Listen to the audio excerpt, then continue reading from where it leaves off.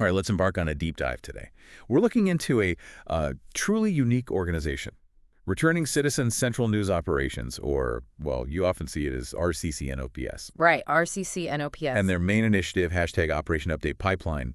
Our mission today, really unpack how you can participate, maybe contribute, and even help fund this really innovative work. Yeah. And yes, we'll definitely try to tackle that intriguing question. Who exactly is Steve Spott? Well, what's genuinely fascinating about RCC and OPS, I think, is how they're pioneering civic restoration and, vocational empowerment for returning citizens. It's not just talk, then. No, exactly. They're merging, traditional storytelling, which is powerful in itself, with some pretty cutting-edge immersive tech.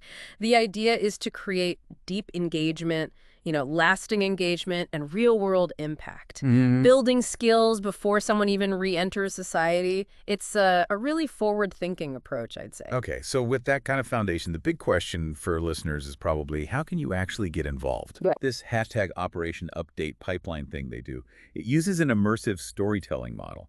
It sounds almost like a choose-your-own-adventure, right? Sort of, yeah. Where your voices in the story lead to specific online hashtags and free content. It's all designed pretty strategically for long-term engagement. Okay. And these aren't just, fun stories. The narratives have daily challenges baked in. They're crafted specifically to test and develop emotional intelligence and decision-making. Mirroring real life. Directly mirroring real-life complexities, yeah.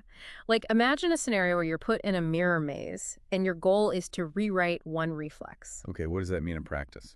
Well, it could be something really simple, like choosing a different physical route you take daily, or maybe a different digital path online. Or it could even be posting a video saying, this week I'm working on unlearning this habit. Ah, I see. It's about conscious change. Exactly. The insight is that it's a practical, pretty low-barrier way to apply these self-improvement principles. That's clever for building skills digitally. And does this hands-on approach extend, offline, too? It does. They have some really unique community engagement events. A prime example they mentioned is the Civic Restoration Rumble. Rumble? Yeah, where healing veterans from the inside out, VHVFTIO, they feature Lucha Wrestlers. Lucha Wrestlers. Yeah. Seriously. Yeah. Narrating their vocational reentry stories. It's certainly not your typical job fair. Oh, definitely memorable. Okay, so how does that translate online? The digital side. It translates surprisingly well through the RCCNOPS web application. It's like a comprehensive digital literacy hub. Yep. You find tutorials on technology use in daily life, job application support, accessing public services. What's really clever, I thought, is their resume builder. How so? It helps users identify and frame their strengths, including those often overlooked, prison-acquired skills. Right, skills are skills. Exactly. Plus, it connects out to external resources like Honest Jobs for finding work and Find Help for public services. It's really about practical empowerment. Okay, that all sounds incredibly ambitious, especially as they have this goal securing a 2,000 to 3,000 square foot property in Sacramento County. Yeah, a combined HQ and community hub. Aiming for, what, $300,000 to $500,000 purchase by October 15, 2025. That's a big goal, a 90-day SMART goal, they call it. How achievable is that for a nonprofit? Well, it's definitely a stretch goal, no doubt. Right. But it is grounded in a clear vision. This property, it isn't just office space. Right. It's crucial for having a permanent place for those events, like the Civic Restoration Rumble, plus vocational training, even water education programs. So how do they plan to fund it?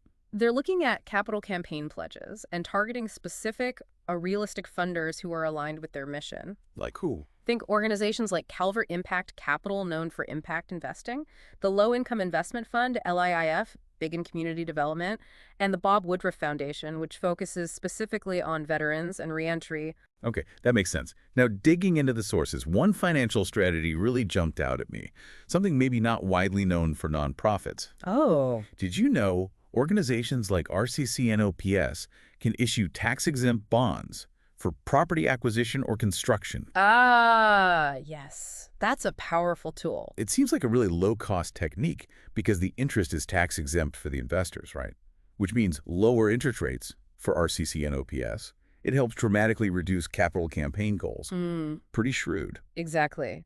And that ties into the bigger picture of government support, too. Like in California, you've got programs such as the Reentry Housing Pilot Project, RHPP. Right. That program specifically allocated, I think it was $16 million for transitional and permanent housing for the reentry population.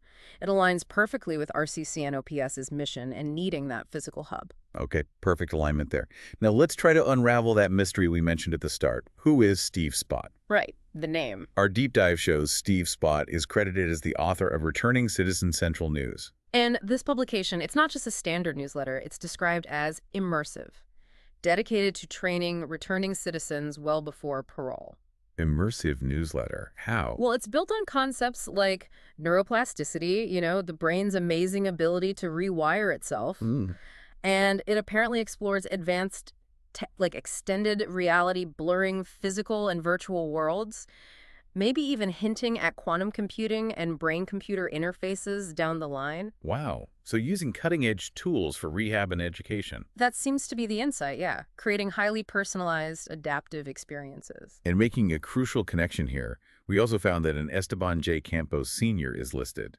He's a candidate for executive board for RCC and OPS itself. Ah, okay. And he's directly involved in redrafting operational sequences for the organization. Huh. That suggests a pretty deep alignment with the vision, maybe laid out by Steve Spott, and a key role in the actual leadership and planning. It ties the ideas to the ground level. That connects the dots nicely. So bringing all these threads together, the tech, the community stuff like wrestling stories, those unique financing approaches, what really stands out to you about how RCC and OPS is trying to redefine support for returning citizens? Well, if you connect it to the bigger picture, it's a really powerful, proactive model. It fundamentally aims to transform what society often views as just a financial burden into a significant economic asset, ultimately generating, substantial net social savings. It's focused on building capacity, not just handing out services. Capacity building. Yeah. So maybe the question for you listening is, what part of their innovative sort of integrated approach could spark some changes or new ideas right there in your own community?